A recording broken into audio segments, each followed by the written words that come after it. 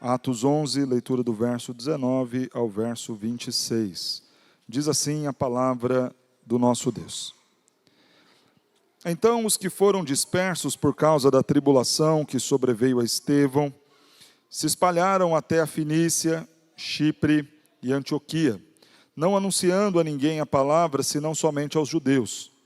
Alguns deles, porém, que eram de Chipre e de Cirene, e que foram até Antioquia, falavam também aos gregos, anunciando-lhes o evangelho do Senhor Jesus. A mão do Senhor estava com eles, e muitos crendo se converteram ao Senhor. A notícia a respeito deles chegou aos ouvidos da igreja que estava em Jerusalém, e enviaram a Barnabé até Antioquia. Tendo ele chegado e vendo a graça de Deus, alegrou-se. Exortava a todos aqui com firmeza de coração, permanecessem no Senhor, porque era homem bom, cheio do Espírito Santo e de fé, e muita gente se uniu ao Senhor. E partiu Barnabé para Tarso, à procura de Saulo. Tendo-o encontrado, levou-o para Antioquia. E por todo um ano se reuniram naquela igreja, e ensinaram numerosa multidão. Em Antioquia foram os discípulos pela primeira vez chamados cristãos. Oremos mais uma vez, pedindo a bênção do Senhor. Santo Deus, a Tua palavra foi lida e pedimos que o Senhor mesmo fale aos nossos corações e edifique a Tua igreja. Em nome de Cristo Jesus. Amém. Irmãos, nós encerramos a exposição de Apocalipse e iniciaremos muito em breve a exposição do Evangelho de Lucas. Até lá, eu quero conversar com a igreja a respeito daquilo que nós somos como povo de Deus, para que nós possamos entender os princípios bíblicos e o direcionamento do Senhor sobre a igreja que nós devemos ser. Então, eu repetirei nos momentos de fala aqui, este título, a igreja que precisamos ser. E faremos hoje este aprendizado através daquilo que a Bíblia nos ensina sobre a igreja de Antioquia. A igreja de Antioquia foi uma igreja não fundada por apóstolos, mas por pessoas comuns. E é um grande exemplo de igreja missionária, de igreja que edificava os seus, de igreja cheia do Espírito Santo, de igreja que crescia. E com certeza um grande exemplo para nós, que queremos ser igreja à luz da Sagrada Escritura. Pastor, por que é importante falar sobre igreja? E por que você que está aqui precisa aprender sobre o que é a igreja de Cristo? Primeiramente porque há muitas denominações. E se não bastassem as muitas denominações, há muitas igrejas. Num passado não muito distante, você precisava andar um pouquinho para chegar até uma igreja, para poder encontrar ali um grupo de irmãos, um povo reunido. Não era algo tão simples como é nos nossos dias. Hoje em dia, cada rua praticamente tem uma igreja e isso é bom. Muito embora nós possamos duvidar da idoneidade e daquilo que tem sido feito nas muitas comunidades, pelo menos, como já dizem muitos, é melhor uma igreja do que um bar, né? Mas fato é que as muitas igrejas exigem de nós agora um entendimento correto sobre o que é certo, o que é errado, sobre o que deve ou não ser feito, sobre o que pode ou não ser feito. Daí a importância, então, de estudarmos este assunto. Não só estudar para entender a igreja, para conhecer a igreja e saber, de fato, onde nós estamos, se o lugar onde estamos agrada ao Senhor, como também para nós sermos uma igreja que bendiz o nome do Senhor. E é muito interessante que nós ouvimos diversas opiniões sobre a igreja. Se eu for perguntar para cada um dos membros o que precisa ser feito, o que precisa mudar na nossa igreja, com certeza todo mundo vai ter uma opinião. Pastor, tem que comprar isso, tem que tirar aquilo, tem que colocar aquilo outro. Pastor, eu vi tal coisa em tal igreja, a gente precisa fazer igual. Com certeza você, independente do nível de conhecimento teológico que você tenha, eu tenho certeza que você tem muitas opiniões para falar sobre o trabalho da igreja e sobre o trabalho da liderança da igreja. Mas será que aquilo que você pensa e sugere sobre a igreja também está correto? Porque se nós formos moldar a igreja pela opinião de cada pessoa, a gente vai ter muita dificuldade de fazê-lo. Só aqui nesse auditório a gente deve ter mais de 200 pessoas.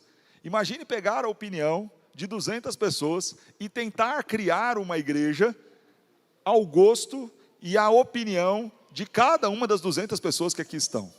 Nós teremos muitas dificuldades.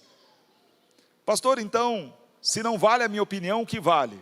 Vale aquilo que diz a Escritura.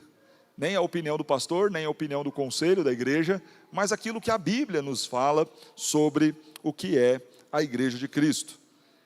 É importante também, irmãos, nós falarmos sobre isso, dado a circunstância em que nós vivemos. A igreja presbiteriana dos IPs cresce, cresce e cresce, e isso é bom, louvado seja Deus. No entanto, há uma necessidade de constantemente nós refletirmos o que somos, o que estamos fazendo, se a forma como somos igreja agrada ao Senhor, para que nós não caiamos no pecado de apenas crescer sem bendizer o nome do nosso Deus. A igreja que precisamos ser, à luz, não da minha opinião ou da sua, nem tampouco daquilo que o YouTube diz, mas à luz do texto que lemos em Atos, capítulo 11, versos 19 a 26, esta igreja será estudada a partir dos seus membros, do seu crescimento e da sua maturidade. Nós faremos a exposição do texto nessas 3 divisões. A igreja que precisamos ser, seus membros, seu crescimento e a sua maturidade. Vejamos então o que o texto começa nos dizendo. Então os que foram dispersos por causa da tribulação que sobreveio a Estevão, se espalharam até a Fenícia, Chipre e Antioquia, não anunciando a ninguém a palavra, senão somente aos judeus.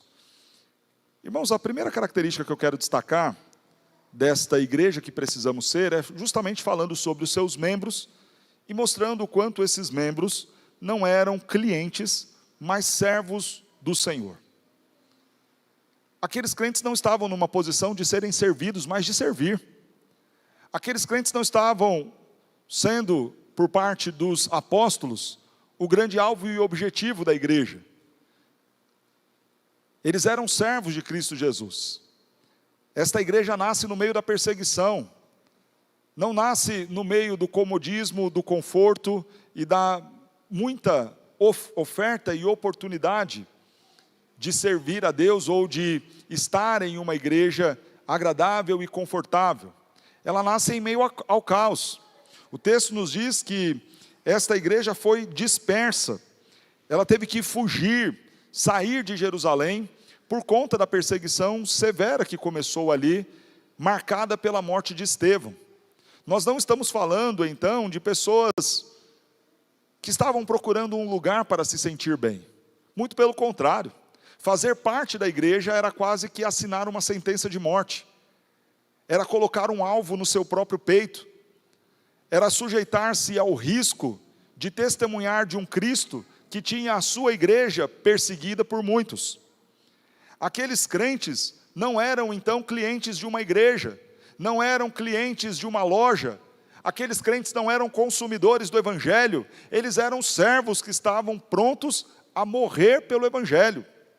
E saem então, mundo afora, fugindo, tentando encontrar algum lugar para se refugiar, tentando encontrar uma forma, um meio para sobreviver, e vão se espalhando em toda a região do Império Romano. Esses crentes não são clientes, eles são servos. É importante falar disso, e eu quero fazer as minhas aplicações à medida que eu vou expondo o texto, diferentemente do que usualmente fazemos, que deixamos para aplicar apenas no final. Eu já quero trazer as aplicações agora à medida que expomos. Irmãos, nós estamos vivendo dias em que os crentes querem ser tratados como clientes na igreja. E as igrejas têm sido pensadas a fim de agradar a sua clientela. Você não é cliente do evangelho. A igreja não é algo que você vem, consome e vai embora. E o dízimo não é o pagamento, não é a taxa, não é o financiamento do consumo do seu evangelicalismo. A igreja não é um lugar para você se sentir bem. A igreja não é um lugar para você ser servido dentro das suas expectativas. A igreja não é o lugar que tem que atender tudo aquilo que você pede, tudo aquilo que você deseja. A igreja é um lugar formada pelos servos de Cristo Jesus. Pessoas que estarão dispostas a sofrer pelo Evangelho e pelo nome do Senhor Jesus Cristo. A igreja de Antioquia não estava numa condição confortável. Se estivesse, talvez continuassem ali em Jerusalém, no conforto, tendo tudo em comum com os outros crentes, comendo pão de casa em casa, vivendo numa comunidade muito agradável. Mas não é assim. Eles foram perseguidos. Um dos seus líderes, Estevão, foi assassinado. E aqueles crentes saem mundo afora justamente por conta dessa perseguição. A igreja nem sempre será o lugar mais agradável. Ser cristão nem sempre será um convite para a mordomia, para o conforto. Mas será por vezes um convite para o sofrimento. Paulo não chama Timóteo para participar das alegrias do ministério de Cristo.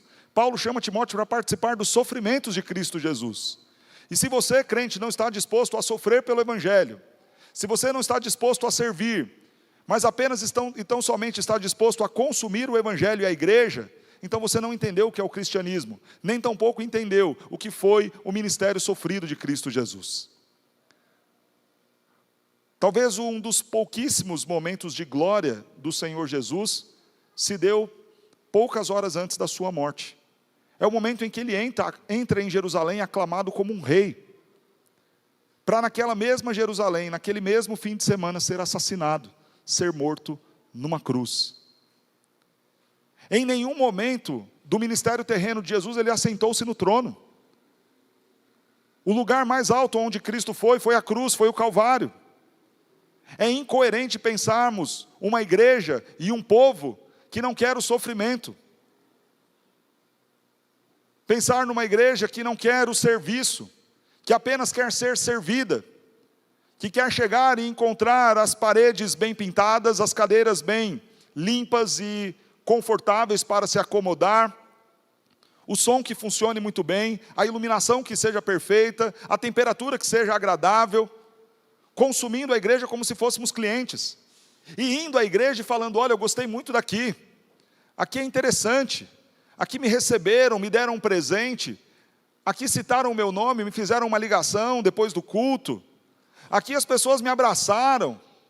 E se foram essas as razões que fez você gostar de uma igreja, todas essas razões são equivocadas, são pecaminosas, porque elas não têm a ver com a glória de Deus, mas têm a ver com a sua própria glória, com a sua satisfação, com o seu desejo e com o seu prazer.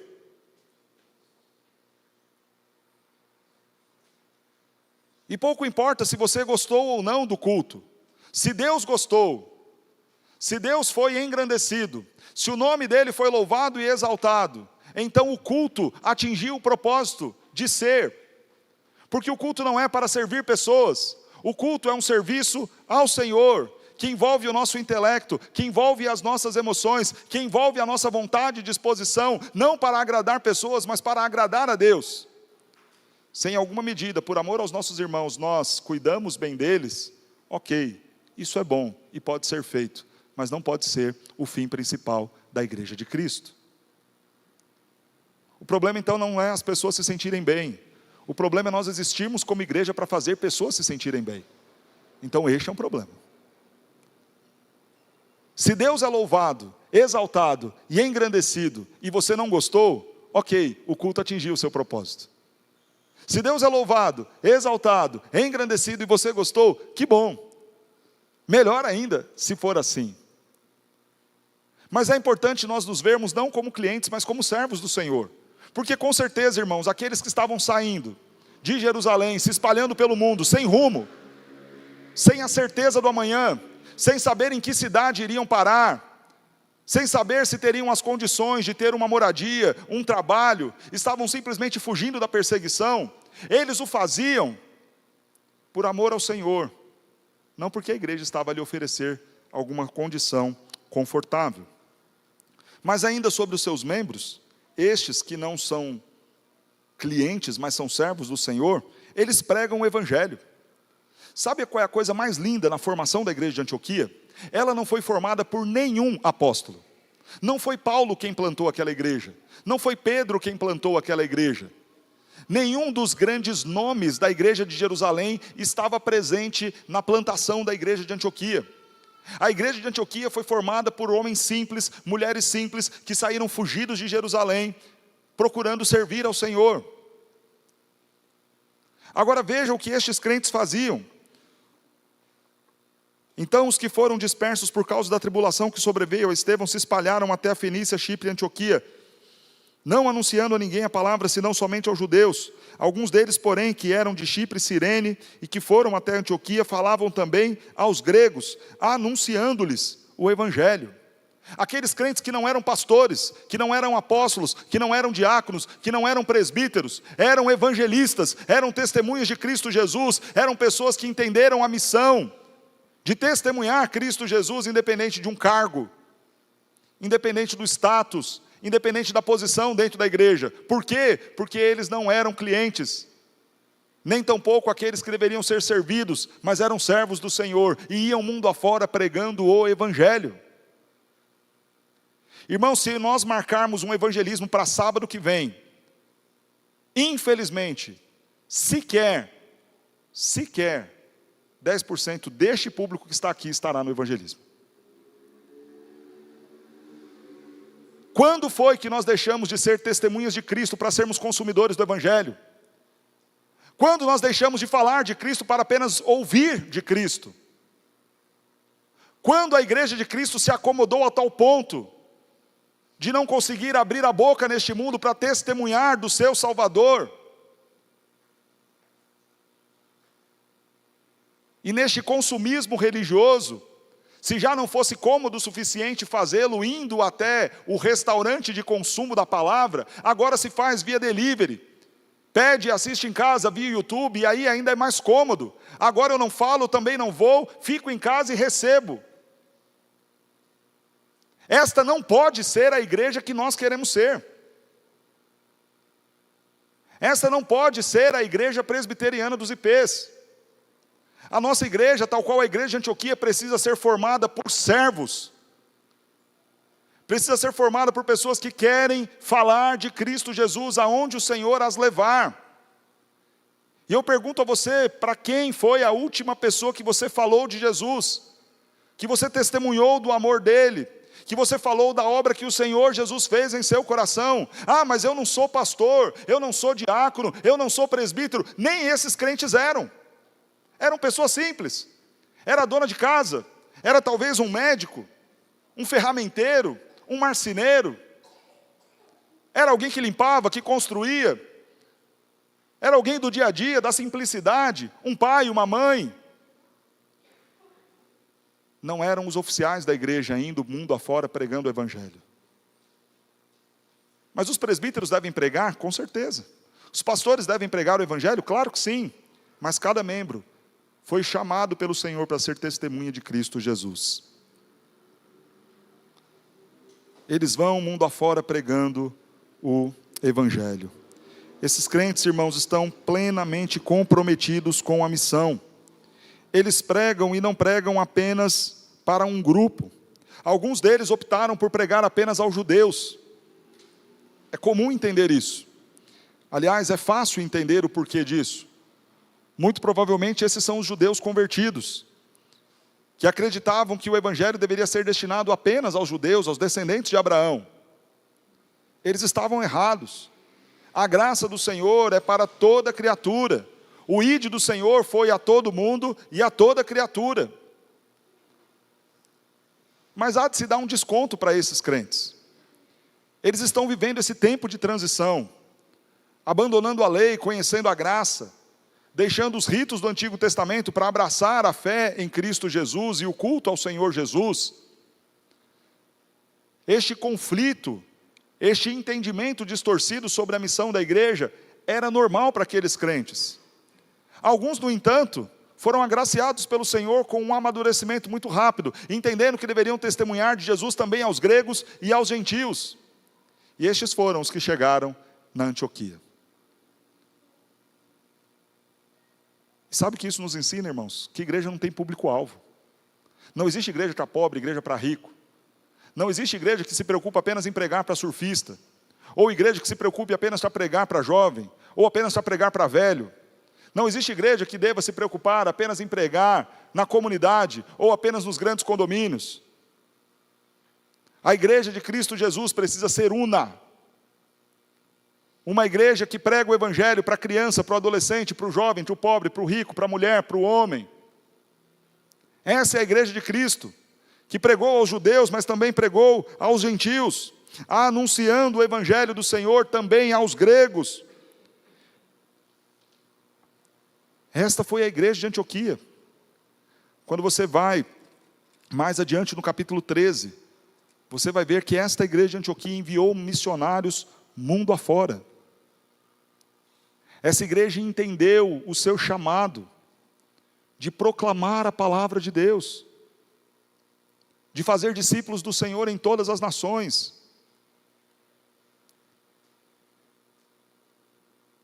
E por vezes nós queremos dividir a igreja de Cristo. Os que são velhos não toleram aquilo que é próprio da juventude da igreja. E os que são jovens, por vezes, não toleram aquilo que é próprio daqueles irmãos mais velhos.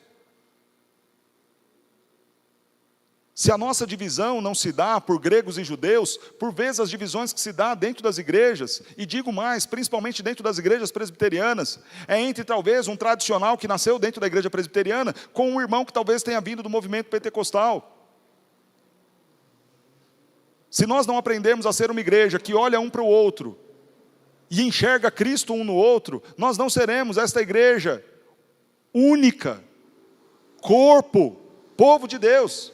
Se você, jovem, não gosta dos hinos, e não entender que esta é uma forma correta, abençoada, de louvarmos e bendizermos a Deus, você está errado, você está dividindo aquilo que Deus fez para ser um só corpo e um só povo. Se você, meu irmão mais velho, não gosta dos cânticos com guitarra e bateria, você está errado, está querendo dividir uma igreja que Deus fez para ser uma, onde crianças convivem com jovens, onde jovens convivem com adultos, onde os mais velhos convivem com os mais novos, e esta é a igreja de Cristo, onde crianças correm pelos corredores, até um dia aprenderem que o lugar certo é ficar na cadeira e ouvir a palavra. Mas se nós não estivermos dispostos a conviver com elas e ensiná-las, elas nunca estarão aqui no futuro. Você, presbiteriano de muito tempo, precisa entender que pessoas diferentes chegaram na igreja. E essas pessoas têm hábitos diferentes. Aquilo que for errado e pecaminoso deve ser corrigido. Aquilo que for apenas diferente à sua tradição deve ser compreendido como a multiforme graça de Deus, que age de forma distinta e diferente no seu povo, através dos seus. E nós precisamos entender isso. É triste um irmão que ergue as mãos para adorar ao Senhor ser olhado torto. Se você não ergue a sua, louvado seja Deus. Se essa é a sua tradição, se você adora a Deus de cabeça baixa, em silêncio, louvado seja Deus. Na multiforme graça de Deus, pessoas que adoram sem levantar as mãos também são pessoas que adoram. Mas se você tem ao seu lado alguém que ergue as suas mãos para adorar ao Senhor, louvado seja Deus. Na multiforme graça de Deus, Deus também usa pessoas que erguem as suas mãos e louvam ao Senhor. Esses crentes da Antioquia pregavam aos judeus, pregavam aos gentios, pregavam aos gregos. Eram a igreja de Cristo, preocupados em atender o povo do Senhor, os eleitos do Senhor. Qual é o resultado? Então a gente passa a ver a segunda característica desta igreja que precisamos ser. É uma igreja formada por membros que não são clientes, mas servos, por membros comprometidos com a missão de pregar o conteúdo, o evangelho do Senhor Jesus, conforme o final do capítulo 20, do versículo 20. Mas esta é uma igreja que cresce. E aqui há um outro ponto muito importante para nós falarmos sobre a igreja que nós precisamos ser. Toda igreja saudável vai crescer. E veja o que nos diz o texto. Por que essa igreja crescia? Primeiro, a mão do Senhor estava com eles. Se a mão do Senhor estiver conosco, inevitavelmente nós vamos crescer. Porque o Senhor vai abençoar e vai trazer pessoas. A mão do Senhor estava com aquele povo. Por isso aquele povo crescia. Mas o texto vai dizer outras razões do crescimento daqueles. E muitos, crendo, se converteram ao Senhor. Aqueles crentes que iam por todo mundo pregando o evangelho, pregando a várias pessoas, pregando a gregos e judeus, fazendo isso com fidelidade, com comprometimento, pregando de fato o evangelho de Cristo Jesus e tendo a mão do Senhor os acompanhando, não poderia se esperar outro resultado que não o do crescimento. Mas veja que este crescimento vem através de uma pregação bíblica. Observe o fim do verso 20, eles pregavam o evangelho do Senhor Jesus.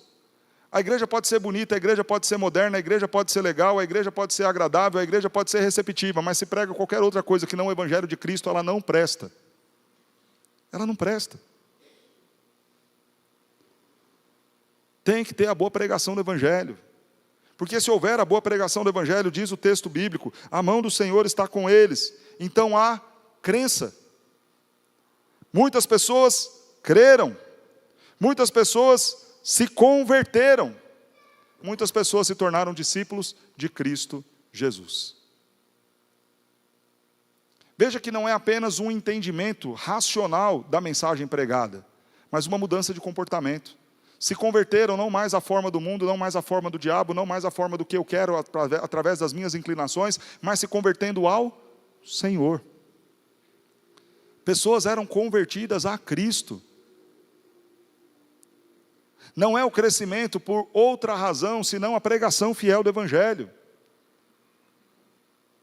E quando nós falamos de uma igreja que cresce, o que marca o crescimento saudável desta igreja são as conversões.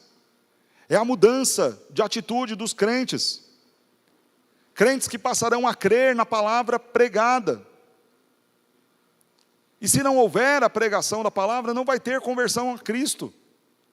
A pessoa pode se converter a um estilo de vida, pode se converter a um jeito legal de ser crente, a uma novidade, a um modismo, mas a conversão a Cristo só vem por meio da pregação da palavra.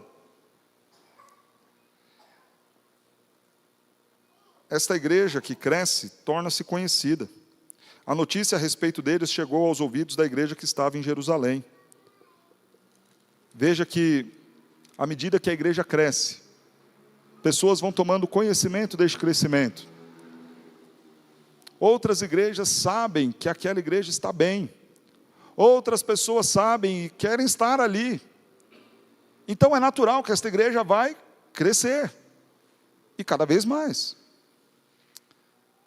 Mas falando sobre o crescimento desta igreja, deixa eu falar os desafios deste crescimento. Quando a notícia chega, o que eles fazem em Jerusalém? Enviam Barnabé até Antioquia. E tendo chegado lá, Barnabé, sabe o que ele fez? Partiu Barnabé para Tarso à procura de Saulo. Porque um dos desafios da igreja que cresce é que agora ela precisa de ajuda. Quando a igreja cresce é uma bênção, a gente fica feliz, mas claro que vem problemas com ela, com esse crescimento. Problemas que eu e você estamos vivendo aqui, na nossa comunidade. Talvez as pessoas que estão desse lado não conheçam aquelas que estão daquele lado. Talvez você não conheça a pessoa que está sentada atrás de você ou na sua frente. E esse é um desafio a ser rompido por uma igreja que cresce. E aí você que não gosta do crescimento da igreja, presta atenção. Nós não podemos evitar que a boa mão do Senhor acompanhe a sua igreja e dê a ela crescimento. Às vezes as pessoas falam para mim, pastor, mas a igreja está crescendo muito. Como se eu pudesse fazer alguma coisa no contrário disso. Então tá bom, irmão, já sei o que eu vou fazer. Para resolver o problema, a gente vai colocar lá 4 diáconos lá na porta, lá embaixo, e quando der um número de 50, 100, para todo mundo se conhecer, os que vierem depois a gente vai mandando embora. Mas não dá para fazer assim. Não pode ser feito desta maneira. Pastor, mas agora eu não conheço ninguém. Não olhe isso como um problema, glorifique a Deus por isso. Senhor, que bom. Mais pessoas estão vindo. Mais pessoas estão conhecendo o Evangelho. Mais pessoas estão recebendo a pregação da palavra. Louvado seja Deus por isso. Claro que em alguma medida isso é desconfortável. Você chega, o estacionamento está cheio. A criança do irmão bate na sua criança. Todo mundo se atropela. Falta copo no bebedouro. O banheiro está sempre lotado. Tudo isso faz parte, são os desafios de uma igreja que cresce. É mais gente para servir. Então você que a vida inteira era único, sozinho e fazia tudo, agora você tem outros 3, 4, 5 que querem fazer também, aí você fica chateado, magoado, sempre fui eu. Quem é esse intruso que agora apareceu e quer fazer? Chegou do nada e quer sentar na janelinha. É o desafio da igreja que cresce. Não ache isso ruim, pelo contrário, é bênção do Senhor. A igreja de Antioquia seguia assim. Os crentes saíram pelo mundo afora pregando o evangelho. O que aconteceu? A igreja cresceu. A mão do Senhor estava com eles. Igreja saudável, cresce. Igreja saudável, cresce. Quer uma igreja pequena para você conhecer todo mundo? Acha uma igreja ruim e fica nela. Aí você vai ficar lá, 40 pessoas, você vai comer churrasco com eles toda semana, vai beijar eles toda semana, vai ter um péssimo sermão toda semana, vai ter uma péssima estrutura para os seus filhos toda semana, mas vai ser excelente, que você vai conhecer todo mundo lá. Ah, aqui é gostosinho, pastor. Vai ser ótimo. 40 pessoas é uma bênção. Aí você vai ter o pastor podendo falar com você todos os dias, lembrando do seu aniversário sem falhar uma única vez. Todo ano ele vai lembrar. Só são 40. Se o infeliz não conseguir trabalhar para dar conta de 40 pessoas, tem que ser mandado embora. Mas quando a igreja cresce, ela tem seus desafios, irmãos. E tem problema. E é por isso que eles enviam Barnabé. Agora preste atenção aqui. Essa igreja precisa de ajuda, e eu quero dizer a você que está me ouvindo, nós aqui na igreja Presbiteriana dos IPs precisamos de ajuda. Precisamos de ajuda. Tem um problema muito interessante que a gente vive aqui. É tanta gente que a gente acha que não é necessário mais na igreja, né? Então funciona assim, pastor, a igreja está tão grande que eu acho que não precisa nem dar o dízimo mais. Aí se todo mundo pensar assim, vai ter que fechar o prédio. Ah, pastor, mas é tanta gente já que canta, que toca, que está na aula, que está não sei o quê. Se todo mundo pensar assim, não vai ter ninguém que serve mais na igreja, irmãos. A igreja continua precisando de ajuda. As coitadas das professoras do departamento infantil estão tudo esfoladas, gritando, ô Senhor, não aguento mais. Precisa de ajuda. Eu, o Alex e o Diego, a gente fica brigando toda semana para ver o que a gente faz para arrumar o som da igreja. Porque a gente precisa de alguém que ajude a gente nisso. Ah não, mas a igreja tem muita gente, pastor, não precisa de mim não, está tudo tranquilo. Não está tranquilo, está um desespero só. Creia nisso. Está um desespero só. Mas deixa eu falar uma coisa importante sobre essa ajuda. Dizer que a igreja precisa de ajuda não significa qualquer ajuda não.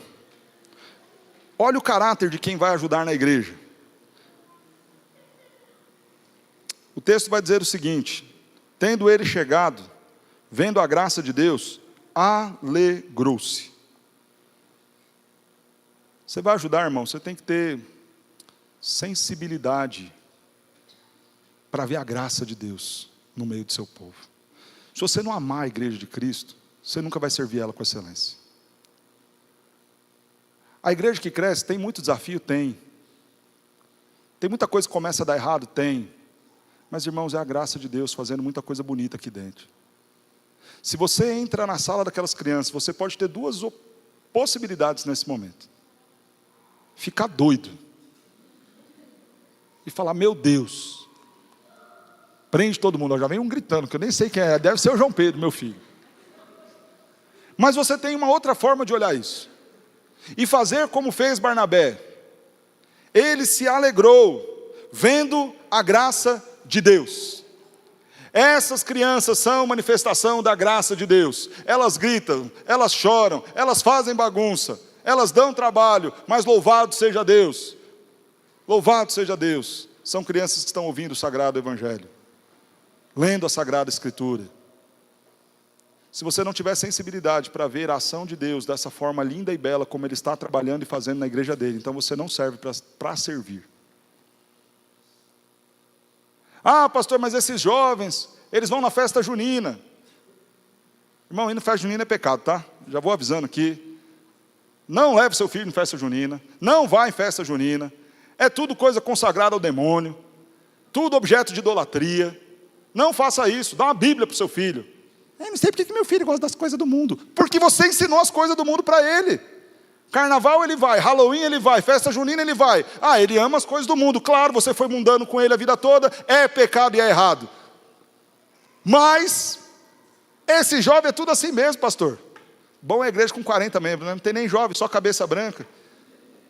Cabeça branca, mas não dá nem trabalho. O irmão mais velho, ele dá o dízimo. O jovem não dá dízimo. Ganha 10 vezes mais que o velho, que é só aposentado. Mas ele não dá o dízimo, não. A mão fechada da miséria. Não contribui. Aí você fala, pastor, a juventude da igreja dá muito trabalho. Claro que dá. Mas você pode olhar isso como algo ruim. Mas pode olhar como fez Barnabé. Vendo a graça de Deus, ele alegrou. Seu coração ficou cheio de alegria. É um monte de gente problemática que Deus está mandando, glória a Deus por isso. É um monte de jovem que está indo na festa junina, mas glória a Deus por isso. É um monte de adolescente que faz um monte de coisa errada, mas glória a Deus por isso. É a graça do Senhor que está trazendo esse povo, louvado seja Deus por isso. Se você não tiver essa sensibilidade, você não serve. Você vai ficar como um diácono carrancudo brigando, e chuta a criança, e grita com o adolescente, e bate no mais velho que está andando, atrapalhando o caminho, e vai ficar estressado o tempo todo, mas você tem que olhar com alegria. Louvado seja Deus, deixa o povo conversar, deixa o povo se abraçar, deixa a criança correr. Na hora do culto não, mas depois deixa.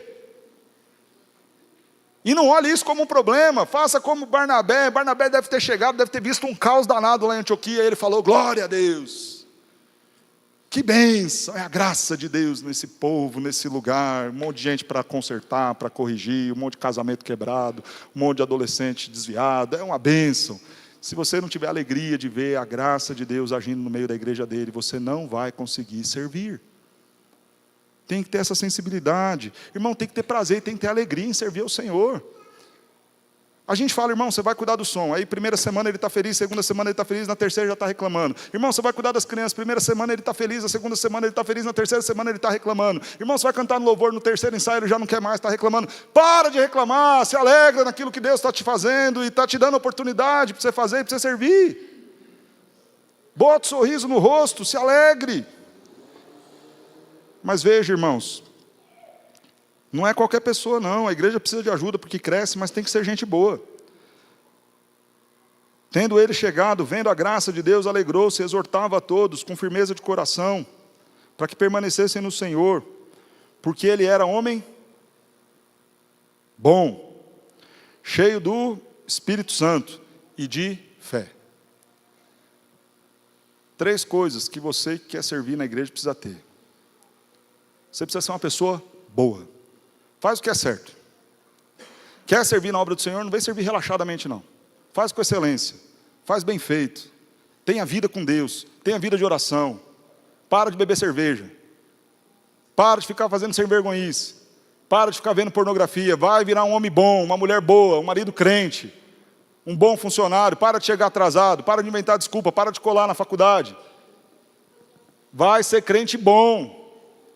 Servo de Deus bom. Gente boa. Barnabé era assim.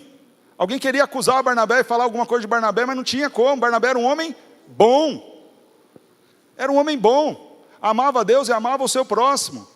Nós precisamos ter uma igreja com muita gente para trabalhar. A gente precisa de ajuda, mas precisa de ajuda de gente boa. Pessoas bondosas.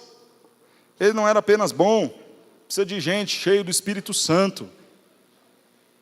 Irmãos, o Espírito Santo não vem com você assistindo Netflix, não. O Espírito Santo vem quando você ora. O pessoal do grupo de louvor tem que vir na reunião de oração. Diáconos, presbíteros tem que vir na reunião de oração. Você quer servir na igreja, tem que estar na escola dominical, irmão. Quer servir na igreja, tem que ter vida com Deus. Tem que estar lendo a Bíblia. Tem que estar orando. Tem que jejuar. Ah, mas por quê, pastor? Pela lei, para cumprir uma meta, uma escala? Não, para ser cheio do Espírito Santo. Como é que você vai servir a Deus se você não estiver cheio do Espírito Santo? Aí vai dar problema em tudo mesmo. Dá problema no som, dá problema na junta diaconal, dá problema no conselho, dá problema no departamento infantil, dá problema em tudo. Se nós não tivermos pessoas cheias do Espírito Santo, não vai ter maturidade, não vai ter domínio próprio, não vai ter mansidão, não vai ter benignidade, não vai ter bondade, não vai ter paz, não vai ter alegria, não vai ter amor. Se não tiver o Espírito Santo, não vai ter nada dessas coisas.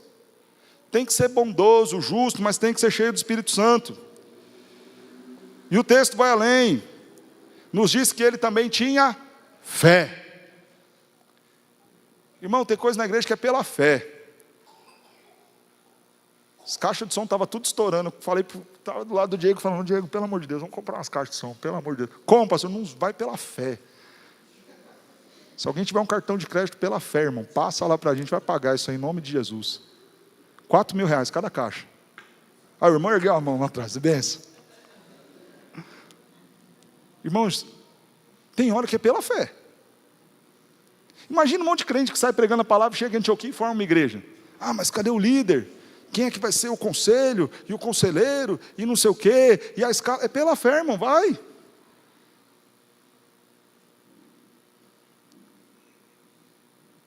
Você já viu alguma coisa quadrada rolar e ir adiante? Não vai. Às vezes a igreja é tão quadradinha, funciona tão bem, que ela não vai para frente nunca. Porque você tenta empurrar, ela só arrasta, ela não corre. Significa que em alguma medida a coisa sempre vai estar caótica. Sempre vai estar faltando gente, sempre vai estar precisando de coisa, sempre vai estar precisando de recurso. E é assim que a obra cresce. E qual é o nome disso? Uns vão chamar isso de bagunça, outros vão chamar isso de caos, outros vão chamar isso de fé. Que tem que ter prudência, mas tem que ter um pouquinho de loucura também. Tem que ter fé e falar: Senhor, eu creio que o Senhor vai fazer. Se é para a tua obra, se é para a tua glória, vai dar certo. Tem que ter fé. Vai tomar as decisões da igreja, a gente não pode tomar só numa condição humana, não. A gente está se organizando para a EBF, eu lembro da primeira EBF que a gente fez aqui na igreja. Aí o pessoal perguntava: pastor, quantas crianças vão? Eu falei: não sei. Quantas crianças tem lá, pastor? Tem o Juan, só o Juan. Era a única criança que a gente tinha na igreja. Tem uma. A gente vai fazer as coisas para quantos? Eu falei: faz para 100. Vai vir aí umas 100, a gente vai chamar no bairro e vai ser uma bênção. Irmãos, a igreja não é sua empresa, não. A igreja não é suas planilhas. A igreja é a obra de Deus. Em algumas horas você vai ter que colocar o joelho no chão e falar: Senhor, manda as pessoas, manda as crianças, manda alguém para me ajudar, manda um Barnabé, manda um Saulo. Toca o coração das pessoas e faz, Senhor, a tua obra do teu jeito. Tem que saber lidar com a fé. Mas eu sei que tem que ser prudente. Eu reconheço isso. E aí Deus coloca uns prudentes também do nosso lado, está tudo certo. E qual foi o resultado? Verso 24. E muita gente se uniu a eles. Aí você fala: a igreja está grande, eles precisam de ajuda. Aí chega ajuda, aí Deus fala: não, agora está bom. O que acontece? A igreja cresce mais. E aí o que faz ele? Barnabé sai e vai para Tarso à procura de Saulo. Irmão, sabe que isso fala para a gente sobre o desafio do crescimento da igreja? Toda igreja saudável, ela cresce. E toda igreja saudável continua crescendo. Aí está tudo bagunçado, aí você fala: Senhor, e agora? O que a gente vai fazer? Aí eu vou falar para vocês a vontade que me dá toda semana. Fala: Senhor, para tudo. Chega. Vamos botar uns cones lá embaixo mesmo, aí ninguém vem mais. A gente fecha esse prédio aqui, vamos tirar quem está alugando o nosso prédio lá em cima, a gente volta para lá. Aí a gente não vai ter mais que pagar 20 mil de aluguel. Aí fica tudo tranquilo. Só que, irmãos, aí Deus manda pessoas para ajudar. E quando essas pessoas chegam para ajudar, mais gente vem. Deus não dá uma pausa. Deixa eu falar para vocês uma coisa que aconteceu comigo. Início desse ano. Eu saio aqui e vou cumprimentar os irmãos. E geralmente eu falo: boa noite, Rômulo, Deus te abençoe, boa semana. Vitão, boa semana. Maurício, boa semana. Vânia, Deus te abençoe, boa semana. Só que teve um dia que chegou ali, que eu fiquei quase que uns 10 minutos, olha o púlpito caindo aqui, quase que uns 10 minutos cumprimentando as pessoas, eu não sabia o nome das pessoas. Aí quando é só: Deus abençoe, irmã, Deus abençoe, irmão. Boa semana, irmã, boa semana, irmão. Porque a gente não sabe mais o nome. Naquele dia eu cheguei em casa, e a Vanessa me viu desesperado, eu estava chorando. Ela falou, amor, o que aconteceu? Eu falei, amor, sabe o que está acontecendo? Eu não conheço mais as pessoas que eu estou pastoreando. E claro que isso traz uma angústia absurda no nosso coração. Porque, irmãos, talvez em outros lugares, em outras igrejas, o pessoal esteja preocupado só com o número. Aqui não, aqui a gente está preocupado em amar vocês e cuidar de vocês. Só que quando a gente ficou ali 15 minutos cumprimentando as pessoas sem saber o nome das pessoas, foi me dando uma angústia. Eu fiquei pensando, Senhor, misericórdia, como é que eu vou ajudar alguém que eu não conheço, que eu não sei o nome, que eu não sei onde mora, que eu não fui visitar, que eu não sei se tem filho, se não tem, se é casado, se não é, se está empregado, se não está, se está doente ou não. Aí eu orei e falei, Senhor, por favor, eu não consigo mais. É muita gente, eu já não estou nem sabendo o nome, vai dar ruim. Senhor, as pessoas vão estar sofrendo, eu não vou conseguir ajudar. As pessoas vão estar angustiadas, eu não vou nem saber que ela está angustiada. Senhor, faz alguma coisa, porque não vai dar certo, a igreja vai desmoronar, tudo vai desandar. Tem misericórdia, Senhor, pelo amor de Deus, ouve o teu filho. Fiz tudo isso, deu terça-feira, deu quarta-feira, dia do Crescendo na Graça. Tinha 50 pessoas. 10 era da igreja, 40 eu nem conhecia. Aí eu cheguei em casa e falei, Senhor, por que o Senhor está fazendo isso?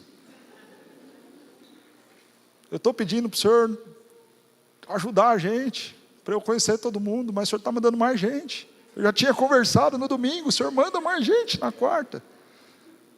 Mas se você está vindo, pode continuar vindo, viu, irmão? Eu não sei seu nome, mas você pode continuar vindo. É bênção. Irmãos, é o resultado da igreja saudável. Você fica desesperado, você pede ajuda a Deus, aí Deus manda ajuda, aí você pensa, não, agora vai ficar tudo tranquilo. Precisava aqui de 2 nomes, aí você traz o Everton, traz o Ricardo, põe aqui, põe ali, divide, organiza e fala, pronto, agora está tudo bem. Qual o resultado? Vem mais gente, aí bagunça tudo de novo. É assim. Aí quando trouxe Saulo, olha o que acontece. Por todo um ano se reuniram naquela igreja e ensinaram numerosa multidão. Deus continua mandando gente. A igreja saudável cresce. Mas, irmãos, o desafio da igreja saudável, essa igreja precisa ser exortada. Diz o texto, no verso de número 23, tendo ele chegado, vendo de graça, se alegrou, e exortava a todos com firmeza de coração, para que permanecessem no Senhor. Irmãos, igreja que não traz exortação não é igreja. Você pode dar risada, você pode abraçar o irmão que está do lado, você pode até fazer aquele autoabraço, assim, de ficar assim, né? Tá. Mas se ninguém exorta o seu pecado, então isso não é igreja. Barnabé chegou lá e ficou feliz, com a graça de Deus. Mas o que ele foi fazer logo depois que ele ficou feliz? Exortar. Exortar o povo. E ele exortava para que o povo permanecesse fiel. Eu sei que hoje eu puxei a orelha de várias coisas aqui. Mas, irmão, é necessário. E eu comecei com o exemplo da igreja de Antioquia, porque era uma multidão de gente que não tinha um apóstolo cuidando deles, não. Era gente simples, sendo igreja de Cristo. Às vezes é muito fácil, todos os 300 membros que estão aqui, jogar toda a culpa no pastor, no conselho e no presbítero. Mas nós temos que entender que nós somos esses chamados do povo de Deus, para testemunhar de Cristo Jesus e ter compromisso com Deus. Não adianta você esperar uma igreja 100% se você não é um crente 100%. Não adianta você esperar uma igreja boa se você é um crente que não presta. Não adianta você esperar uma igreja que tenha compromisso com você se você não tem compromisso nenhum com a igreja. Aí você quer um pastor comprometido com você, você quer uma liderança comprometida com você, um pastor que te liga, um pastor que te ama, um líder que vai atrás de você, um líder de jovem que cuida de você, mas você não cuida de nada da igreja, não se importa com a igreja, não contribui com a igreja, não congrega na igreja, e quer tudo isso da igreja. A igreja não é só o pastor, e aqui os 12 nem estavam em Antioquia. Por isso que a gente tem que puxar a orelha e tem que ter exortação de vez em quando, para que eles permanecessem no Senhor. Permaneçam no Senhor. Mas eu quero terminar, a gente falou dos membros, a gente falou do crescimento da igreja, e eu quero terminar lendo o verso 26, falando da maturidade daqueles crentes. Por todo um ano eles se reuniram naquela igreja e ensinaram numerosa multidão. Em Antioquia foram os discípulos pela primeira vez chamados cristãos. Pela primeira vez, aqueles crentes foram chamados seguidores de Cristo. E eu termino a nossa exposição, tendo em vista que já fiz todas as aplicações dos pontos anteriores, chamando a sua atenção não para falar de igreja, mas para falar de você agora. Será que alguém pode te chamar de discípulo de Jesus? Te chamar de cristão? Pela primeira vez, o povo de Deus foi reconhecido com o nome do seu Senhor, com o nome do seu Mestre, e foram chamados de cristãos. Irmão, será que você pode ser chamado de cristão, carregando o nome de Cristo na sua vida, no seu comportamento, no seu pensamento, naquilo que você é, naquilo que você faz, naquilo que você assiste, naquilo que você posta? As pessoas olham e falam: está aqui um seguidor de Jesus. É muito fácil a gente se colocar como cliente de uma igreja e fazer a avaliação. De 0 a 5, qual nota você dá? E se fossem fazer isso com você? Seu cristianismo, de 0 a 5, de 0 a 10, qual seria a nota que te dariam? Aqueles crentes foram avaliados não por eles mesmos, não pela equipe de marketing da igreja, que tirou umas fotos bonitinhas, colocou uma legendinha e falou: aqui é a igreja não sei o quê. Eles foram avaliados pela sociedade, que os chamava e os reconhecia de cristãos, discípulos de Jesus. Será que você pode ser reconhecido assim?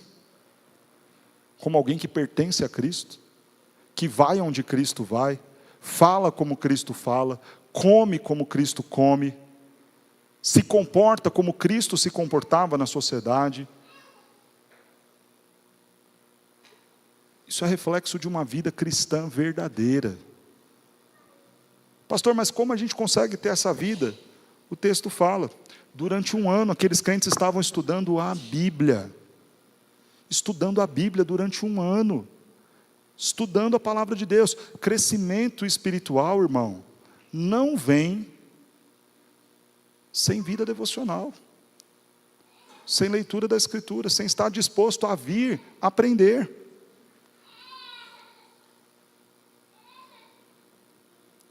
Aí é muito interessante que você começa a ver os problemas na igreja. E aí esses dias falaram para mim assim: pastor, a gente tinha que trabalhar um pouco mais sobre a condição dos homens na igreja, né? Eu falei: então, a gente está trabalhando. Ano passado a gente teve um livro, Masculinidade em Crise. Esse ano a gente está lendo Homens de Verdade. Ah, é, pastor? Então, mas você não vem no grupo de homens? A igreja está fazendo a parte dela. Ah, pastor, que a gente precisava cuidar mais dos casamentos. Semestre passado a gente teve um curso aqui, Restaurando Aliança. Quantas vezes você veio para cuidar do seu casamento? Ah, que a igreja não liga, a igreja não se importa, a igreja só bota a gente lá e que se lasca. É só número. Não, estava aqui, curso para casais, falando sobre diálogo, sobre sexo, sobre finanças, sobre criação de filhos. Você veio? Não veio. Ah, a igreja que não ora, o pastor não ora pela gente. Tem reunião de oração toda quarta-feira, 6 da manhã. Você vem? Não vem. Ah, porque essa igreja não se preocupa com as crianças. Tem lá a escola dominical, de 0 até ficar velho. Você vem? Não vem. Ah, mas a igreja não faz. Aqueles crentes foram reconhecidos como cristãos, porque antes se dispuseram a sentar para ouvir Paulo e Barnabé ensinando a palavra. Por isso eles tiveram maturidade, e tendo maturidade, eles passaram a imitar Cristo. Isso é sério? Sim, é sério. A igreja que a gente quer ser não pode ser só uma maquiagem. Traz umas coisinhas bonitinhas, põe uns quadrinhos, faz um brindezinho, dá uma coisinha aqui e ali, põe um amendoim, uma Coca-Cola, 4 pessoas de colete amarelo dando um abraço em vocês. Pronto, que igrejona legal. A gente apaga um pouco de luz aqui, bota uns troços diferentes, contrata mais 2, 3 músicos, torna o negócio mais profissional. Esse é o tipo de igreja que você quer? Isso é comércio. Vai lá em Alphaville que você acha um monte de igreja assim lá. Um monte. Tem uma em cada esquina lá. Igreja top, todo mundo com bastante dinheiro, eles contratam locutor, eles contratam banda, eles contratam tudo. Contrata a gente até para te levar no carro, te dar bom dia, está tudo certo. O pastor tem problema nisso? Não tem nenhum problema nisso, irmão. Só tem problema se você quiser ir à igreja só por causa disso. Aí é muito sério, é um problema muito grave. Meu convite a você, seja servo e não cliente da igreja. Saiba entender o crescimento da igreja, os desafios desse crescimento, e se ponha à disposição para servir a igreja sim. E o mais importante, busque maturidade cristã. Porque não é só a igreja que tem que fazer o papel dela não. Cada crente tem que ser um discípulo de Jesus. E alguém parecido com Jesus. Aí a igreja faz toda a diferença. Aí a gente pode estar no estacionamento do Sonda, cantando um violão velho com 5 cordas, não precisa nem ter as 6. Mas se tiver ali um monte de discípulo de Jesus, gente impactada pelo Evangelho, vai ser o melhor culto, vai ser a melhor reunião, vai ser o melhor tempo de edificação. Pensem nisso com carinho. Você que está aqui, você veio atrás de alguma coisa. Não sei o que você veio fazer aqui. Mas o convite para nós encerrarmos é: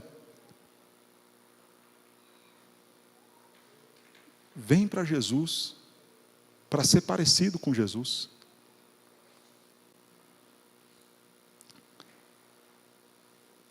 Não vai para a igreja para ser só um lugar que você se sinta bem, não. Vá para a igreja para ter compromisso com Jesus de verdade. Para ser chamado de discípulo de Cristo.